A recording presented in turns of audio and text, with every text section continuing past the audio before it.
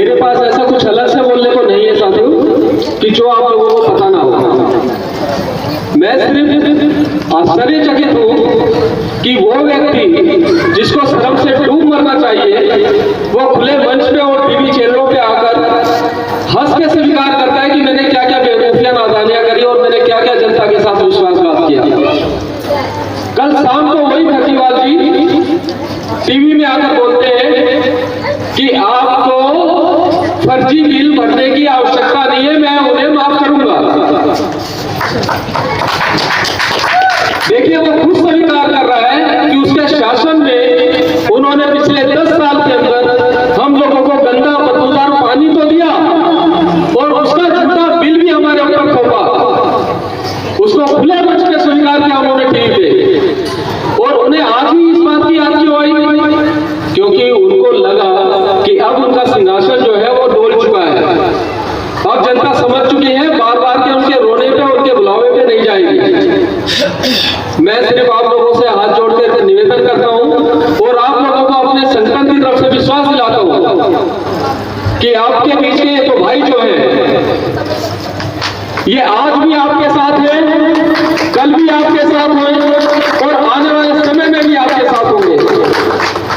छोटी चीज से लेके बड़ी चीज, जिस चीज के लिए आप सरकार चुनते हैं, जिस चीज के लिए आप विधायक चुनते हैं, अगर आप लोगों का आशीर्वाद रहा तो ये विधायक चल के आपके घरों पे आएंगे, आप इनके घरों पे नहीं जाएंगे, ये मैं वादा करके जा रहा हूं।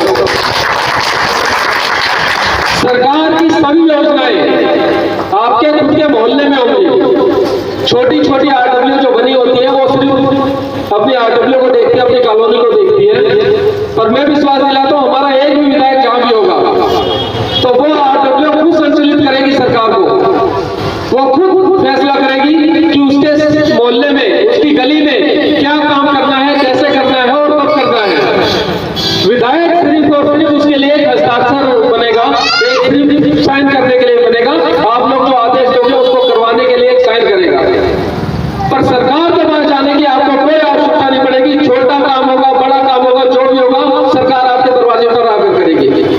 तो आप लोगों से यही चाहता हूं कि अगर आप लोग चाहते हैं कि आपको ठोकरें ना खानी पड़े, अगर आप लोग चाहते हैं कि छोटे छोटे दस्तावेजों के लिए आपको सरकारी जेबें करनी ना पड़े, अगर आप लोग चाहते हैं कि कम पानी मिले पर साफ मिले और पीने लायक मिले, अगर आप चाहते हैं कि बिजली के बिलों के अंदर अनाप शनाप टैक्स ना लगाया जाए, क्योंकि कहीं ना कहीं आज वो जो बिल आपका 1 यूनिट भी आगे चला जाता है तो वो पहले जो आप बिजली का भुगतान 500 यूनिट पे करते थे वो करना पड़ता है आपको।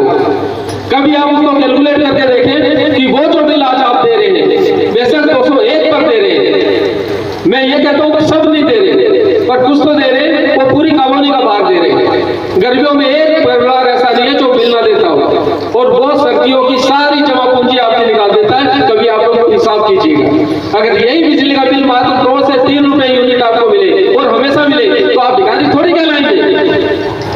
माफ कीजिएगा, इन शब्दों का इस्तेमाल करना पड़ रहा है। पर वास्तव में जब फ्री होता है तो कहीं ना कहीं हमें इस चीज का आभास होता है कि हम फ्री में ले रहे हैं तो हम क्या कर रहे हैं। बिजली के बिलों को 7 रुपए और 11 रुपए यूनिट की आवश्यकता ही क्या है? जब सरकारें खुद मानती कि 2 रुपए 40 पैसा प्रति यूनिट लाभ के साथ, ये लाभ के साथ पड़ता है 2 रुपए 40 पैसे, तो उसे 2.5 रुपए में बेचने में क्या दिक्कत है? उसे 3 रुपए में बेचने में क्या दिक्कत है? नहीं चाहिए हमें फ्री। क्या आप लोग फ्री का पानी पीते हैं? मुझे एक परिवार बता दीजिए, एक घर बता दीजिए जो टूटी से पानी पीता हो। और इसी फर्जीवाल ने कहा था कि पानी ऐसा दूंगा कि टूटी से लगा के पी लेंगे।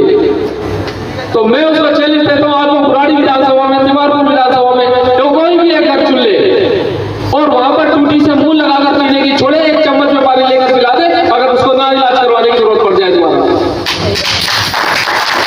ये वही आदमी है।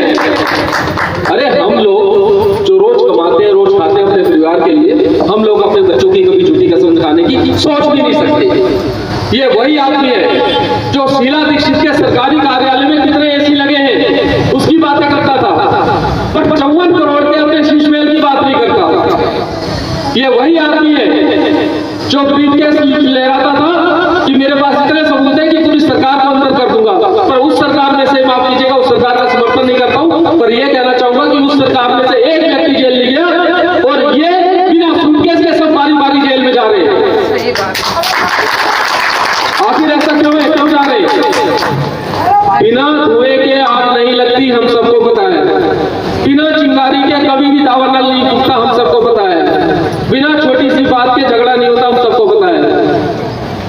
तो क्या कानून व्यवस्था इतनी निर्मम हो चुकी है, इतनी निरंकुश हो चुकी है कि बिना किसी आरोपों के, बिना किसी सबूत के इनको जेल में ठूसे जाए? नहीं, इन्होंने बहुत बुरा हाल किया है। हम लोग अपनी छोटी छोटी व्यवस्थाओं से त्रस्त हैं, हम लोग अपनी छोटी छोटी समस्याओं से परेशान हैं जो उनके द्वारा पैदा की गई है।